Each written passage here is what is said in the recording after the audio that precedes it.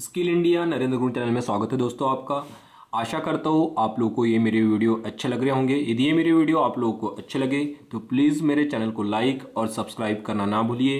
ये जो हमारे वीडियो है अभी जो प्रेजेंट टाइम में आपके सामने जो क्वेश्चन आ रहा है वो बेसिकली जो हमारे fitter third semester Turner machinist के जो स्टूडेंट हैं उनके लिए बहुत ही इंपॉर्टेंट क्वेश्चन है। ये जो क्वेश्चन है हमारे प्रीवियस ईयर 2016 के थर्ड सेमेस्टर में आए वाले क्वेश्चन है। तो प्लीज़ आपको यदि आप एग्ज़ाम दे रहे हैं तो इस क्वेश्चन को आप एक बार रिवाइज कर लीजिए। बढ़ते हैं, हमारा पहला क्वेश्चन है आज का। किसी बाहरी टेपर को जांचने के लिए निम्न में से किसका प्रयोग किया जाता है? ऑप्शन ए है taper plug gauge, option B है taper ring gauge, option C है स्लिप गेज और ऑप्शन डी है थ्रेड गेज। तो क्वेश्चन हमारा बोल रहा है कि किसी बाहरी टेपर को जांचने के लिए हम निम्न में से किसका प्रयोग करेंगे? तो इसका आंसर होगा हमारा answer B taper ring gauge. अगला क्वेश्चन पढ़ते हैं हम। अगला क्वेश्चन है हमारा सबसे हार्ड कटिंग टूल की सामग्री है। इसमें हार्ड लिखा है, इसको हार्ड पढ़िए आप। तो ये जो हमारा सबसे हार्ड कटिंग टूल की सामग्री होती है वो किसकी होती है? ऑप्शन ए दिया है हमारे पास high speed steel, option B दिया है सीमेंटेड कार्बाइड, ऑप्शन सी दिया है डायमंड और ऑप्शन डी दिया है स्टेलाइट। तो जो हमारा सबसे हार्ड कटिंग टूल की जो सामग्री होती है वो डायमंड होती है। जो इसकी जो हार्डनेस होती है इन तीनों के अलावा सबसे अधिक होती है। इसकी जो हार्डनेस होती है हमारी वो होती है 10 HRC। तो इसका आंसर होगा हमारा ऑप्शन सी डायमंड। अगला क्वेश्चन है जहां पर स्लाइडिंग बल एक दिशा में कार्य करते हैं वहां पर प्रयोग किए जाने वाले थ्रेडों का रूप होता है। मतलब जहां पे स्लाइडिंग बल मतलब बल एक दिशा में लग रहा है, स्लाइडिंग बल एक दिशा में लगता है, वहां पर हम निम्न में से किस थ्रेड का प्रयोग करेंगे? तो ऑप्शन ये है हमारी वी थ्रेड, ऑप्शन बी है स्क्वायर थ्रेड, ऑप्शन सी है टेम्पोजॉर्डल थ्रेड और ऑप्शन डी है आरे के दांत की थ्रेड जिसको हम बोलते हैं एग्मे थ्रेड। तो आपने देखा होगा जो हमारा माइक्रोमीटर होता है उसमें जब हम बल लगाते हैं तो एक ही दिशा में बल कार्य करता है, ठीक है। तो इसका जो आंसर होगा हमारा ऑप्शन डी आरे के दांत का थ्रेड। अगला क्वेश्चन है हमारा तीन जबड़े वाले चक को किसके नाम से भी जाना जाता है? तीन जबड़े वाला चक का एक अन्य नाम होता है, वो कौन सा होता है? तो जिसको हम थ्रीजा चक भी कहते हैं।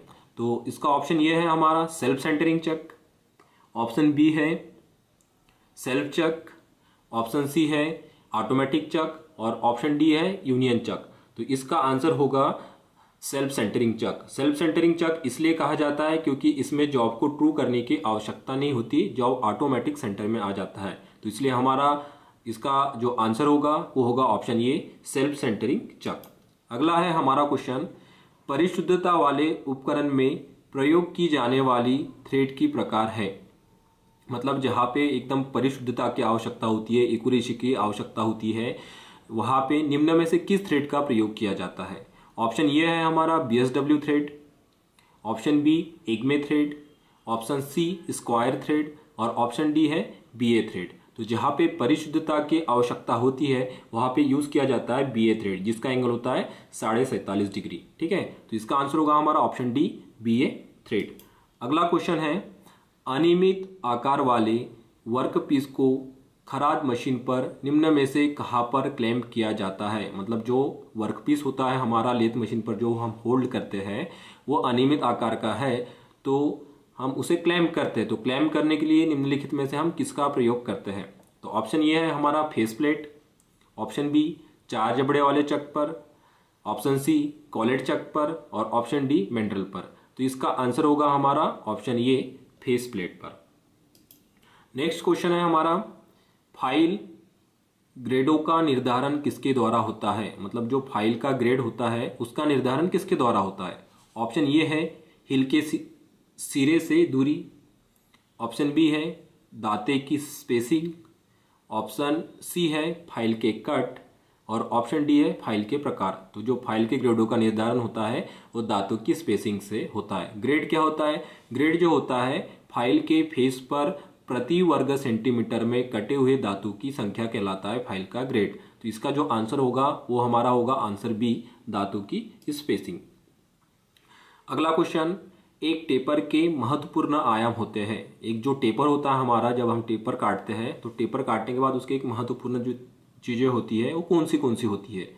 तो पहला दिया है टेपर का बड़ा व्यास और टेपर की लंबाई।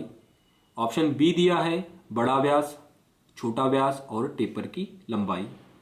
ऑप्शन सी दिया है एक व्यास और टेपर की लंबाई। और ऑप्शन डी दिया है टेपर का बड़ा व्यास और छोटा व्यास। तो इसका आंसर होगा हमारा टेपर का बड़ा व्यास, छोटा व्यास और टेपर की लंबाई, ऑप्शन बी। ठीक है।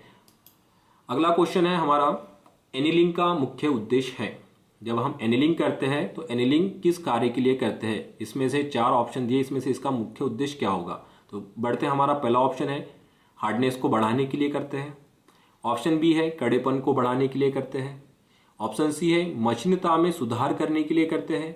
और ऑप्शन डी है निरूपण को दूर करना के लिए करते हैं। तो आप लोग शायद एनीलिंग आपने पढ़ लिया होगा अच्छे से। तो जो एनीलिंग क्रिया की जाती है वो धातु में मशीनता गुण को सुधारने के लिए की जाती है। तो इसका आंसर होगा हमारा ऑप्शन सी, मशीनता में सुधार करना। तो आशा करता हूँ आप लोग को ये मेरे क्वेश्चन अच्छे लगे होंगे।